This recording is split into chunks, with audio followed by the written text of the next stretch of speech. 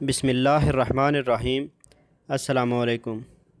آج 20 اپریل 2020 ہے تو سعودی وزارت صحت نے گزشتہ 24 گھنٹوں میں ہونے والے کرونا وائرس کے مریضوں کی رپورٹ جاری کر دی ہے، تو اس کے بارے میں آپ کو مکمل ڈیٹیل بتاتا ہوں۔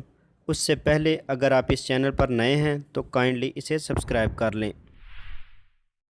سعودی وزارت صحت کے ترجمان ڈاکٹر محمد عبدالعالی کا کہنا ہے کہ گزشتہ 24 گھنٹوں کے دوران 1122 نئے مریض ریکارڈ ہوئے ہیں اور ہلاک ہونے والوں کی تعداد 6 ہے، جن کے ساتھ مجموعی مریضوں کی تعداد 10,484 ہو چکی ہے اور ہلاک ہونے والوں کی تعداد 103 تک پہنچ چکی ہے، جبکہ صحت یاب ہونے والوں کی تعداد 1490 ہو چکی ہے۔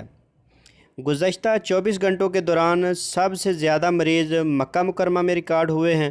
مکہ مکرمہ میں 402، ریاض میں 200، جدہ میں 186، مدینہ منورہ 120، Dammam 78، حفوف 63، Al Jubail 39، Taif 16، الخبر 5، Abha 3، بریدہ 3، Najran 3، المدہ 1، ینبو 1، الزلفی 1 اور دریا میں بھی 1 مریض ریکارڈ ہوا ہے۔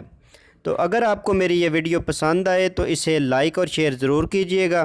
تو ملتے ہیں کسی نیکسٹ اپڈیٹ کے ساتھ، تب تک کے لیے اللہ حافظ۔